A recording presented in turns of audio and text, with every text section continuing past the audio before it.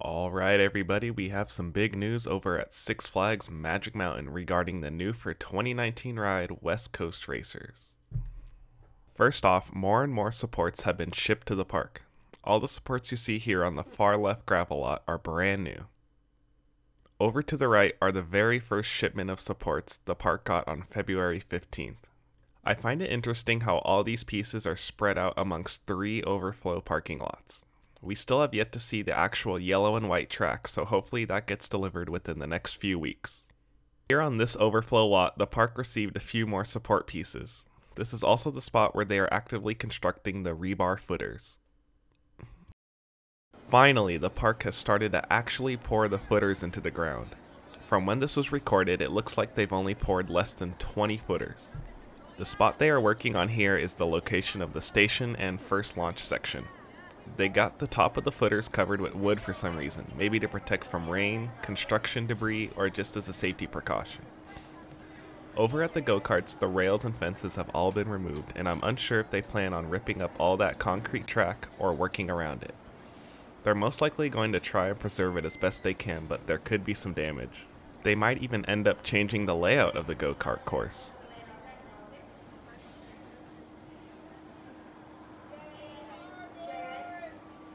Here's some more footer installation action from Jetstream, which has been closed the past few days for unknown reasons.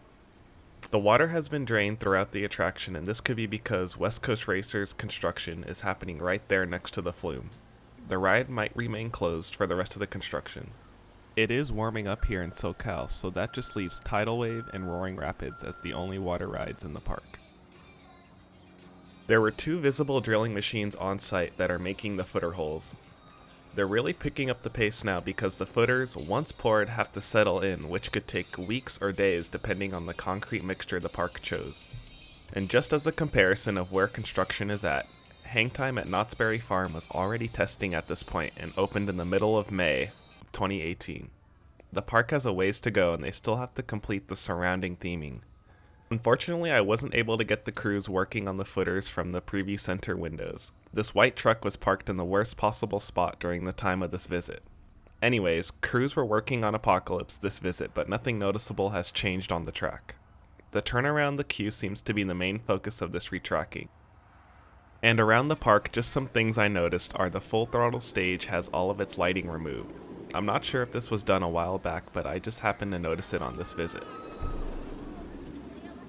Over at Justice League and Riddler's Revenge, the park moved the tables and umbrellas closer to the center of the plaza. Previously, they were all sitting by the exit to Riddler's Revenge and Tidal Wave. There's also the rumors going around that Green Lantern First Flight will be removed. I'm not sure what to make of the rumors, but it'll be interesting to see what happens to this poorly received coaster in the coming months. We also can't forget the park installed some more trims a year ago on February 2018. This was probably an attempt to improve the coaster's roughness, but we don't know for sure since the ride hasn't opened since the summer of 2017. Well, that's all for this update. Thank you for watching, and please comment your thoughts down below.